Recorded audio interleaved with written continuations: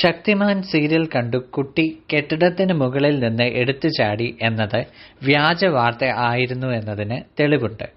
അക്കാലത്ത് ഹിന്ദിയിലെ ഒരു പ്രമുഖ വ്യാജ വാർത്താ പത്രം ഇറക്കിയ വ്യാജ വാർത്തയായിരുന്നു യഥാർത്ഥത്തിൽ ശക്തിമാൻ സീരിയൽ കണ്ട് ഒരു കുട്ടി കെട്ടിടത്തിന് മുകളിൽ നിന്ന് എടുത്തു ചാടി എന്നത്.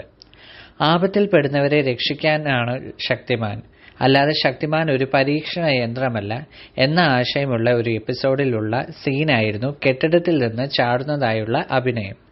എന്നാൽ അതിന്റെ ഷൂട്ടിംഗ് ലൊക്കേഷനിൽ ചെന്ന് കുട്ടി കെട്ടിടത്തിന് മുകളിൽ നിൽക്കുന്ന ഷോട്ടിന്റെ സ്റ്റിൽ ദൂരെ നിന്നും പകർത്തിയിട്ട് അതാണ് ആ വ്യാജ വാർത്താ പത്രക്കാർ വാർത്തയ്ക്കായി ഉപയോഗിച്ചത്.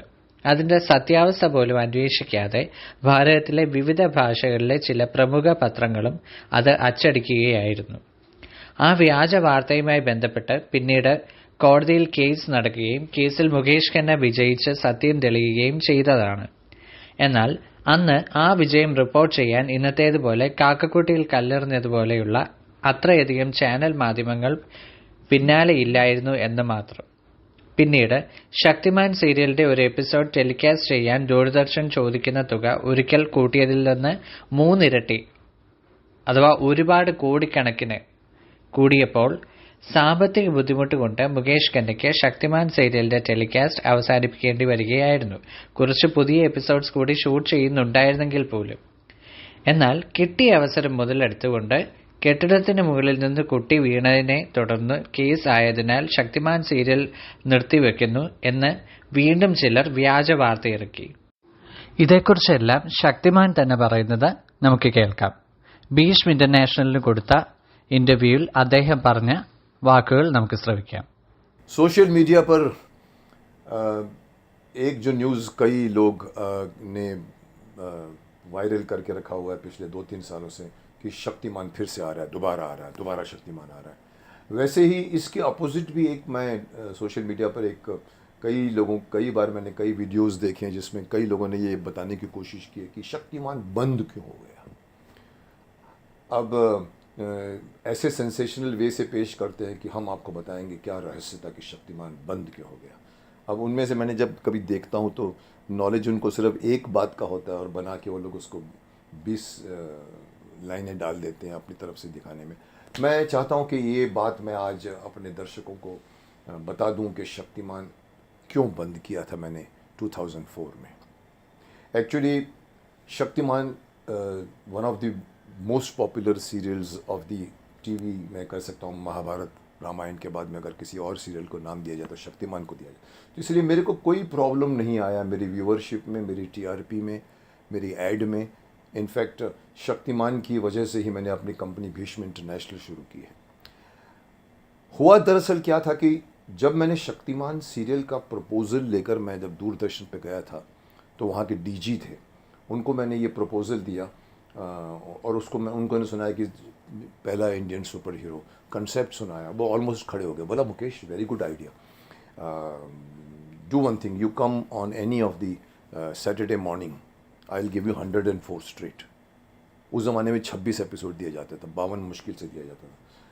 तो मैंने कहा सर सुबह शनिवार को तो स्कूल कुछ बंद होते हैं कुछ खुले रहते हैं तो प्रॉब्लम आएगी क्योंकि बच्चों की सीरियल. तो मैंने अपने एजेंसी को फ़ोन किया बम्बई, तो उसने मुझे सजेशन दिया कि मुकेश जी ऐसा करो, आप उनको बोलो कि चलो हमको सैटरडे के साथ में आप कोई भी एक नाइट स्लॉट दे दीजिए, हम पैकेज कर लेंगे.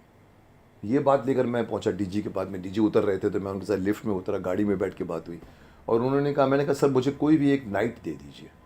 तो मैं बोला ठीक है मुकेश, सैटरडे आपको मैं 10:30 टू 11:30 टू 12:30 देता हूँ और ट्यूसडे 10:30 टू 11:30 देता हूँ. मैंने कहा ओके. और दोनों नॉन प्राइम टाइम स्लॉट थे. उस ज़माने में ये रात का और ये शनिवार का नॉन प्राइम कहा जाता था. पर मैंने मंजूर कर लिया उसको और धीरे धीरे पता लगा कि वो दोनों नॉन प्राइम टाइम बन गए. और उसमें कई दिक्कतें भी आई कि वहाँ से कई लोग सैटरडे स्कूल बंक करके आते थे. मेरे को कई लोगों ने लिखा सर शनिवार को हमारा स्कूल चालू होता था, हम लोग भाग के आते थे. एक ने तो ये लिखा है कि ऊपर 3रे माले से खिड़की से बाथरूम से हम लोग उतरता था मैं और अपने घर में जाके शक्तिमान देखता था. कुछ 11:30 से 12:30 था. और बच्चे लोग रात को ट्यूसडे 10:30 टू 11:30. तो चला अच्छा, दोनों में पैकेज में मेरे को उस वक्त फ़ीस सिर्फ 3,80,000 की थी मेरी फ़ीस, जिसमें मेरे दोनों चैनल कवर हो जाते थे। उस ज़माने में स्पॉन्सर्ड होते थे, हमको अपनी फ़ीस देनी पड़ती थी स्लॉट की, और हम अपने ऐड देते थे, ऐड से हमारी कमाई होती थी। चला 100, 150, 200 एपिसोड तक चला। मेरे को बाद में उन्होंने कहा कि सर आप क्यों नॉन प्राइम पे कर रहे हैं, आप संडे क्यों नहीं आ जाते। अब मुझे भी अच्छा लगा, मैंने कहा संडे आपने मुझे ऑफ़र नहीं किया कभी। तो पता लगा संडे मैं आगे चल के मान गया। अब संडे जैसे ही हुआ तो मालूम पड़ा कि मेरी फ़ीस जो है वो 7,80,000 हो गई फ़ीस मेरी, 7th में। और फिर भी मैंने कहा चलो चलाते हैं, मैंने चलाया उसको। अगले साल 104 एपिसोड और हुए तो मेरी फ़ीस को 10,80,000 कर दिया। मैंने कहा ये क्या चक्कर है। बोलता सर 104 एपिसोड के बाद में फ़ीस जो है वो 1.5 गुनी हो जाती है हमारे यहाँ पर, आपकी जितनी भी फ़ीस है वो 104 के बाद। मैंने कहा सर आप तो सक्सेस को पिनलाइज कर रहे हैं। मैंने असिस्टेंट डीजी को लिखते हुए दिखा था कि Shaktiman is the only one serial amongst 100 serials of Doordarshan on satellite के 100 में से एक शक्तिमान सीरियल पॉपुलर थी। तो मैंने कहा सक्सेस को पिन है। बोलता नहीं सर 10,80,000 कर दी उन्होंने मेरी फ़ीस। अब 3 लाख तक समझ में आता है, 7 लाख तक समझ में आता है, 10,80,000 मैंने चलाया। अगली बार पता लगा कि वो लोग उसको 16 लाख करने की सोच रहे थे। तो मैंने प्रोटेस्ट किया। मैंने कहा sir this is not the way. अगर आप आदमी सक्सेस होता है तो उसको आप लोगों की एक वन ऑफ द बहुत बड़ी सीरियल, लेकिन उनका एक रूल था, उन्होंने फॉलो किया। तब तक शायद डीजी भी चेंज हो गए थे, मैं कन्विंस नहीं कर पाया। और फिर उस वक़्त फिर मैं संडे को आता था।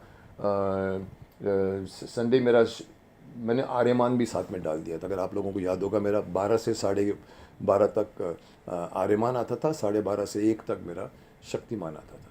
तो कई कुछ ट्राई किया, लेकिन अल्टीमेटली फिर मुझे लॉस होने लगा, तो मैंने शक्तिमान को निकाल दिया। ना चाहते हुए भी निकाला। मेरी कहानी भी अधूरी रह गई है। कई लोगों की आज भी शिकायत है सर आपने वो कहानी में एंड नहीं बताया। तो मैं उनको नहीं बता सकता था कि मैंने बंद क्यों किया। मैंने कहा कभी मैं चलाऊंगा इसको आगे जाके। So this is the reason Shaktimaan क्यों बंद हुआ।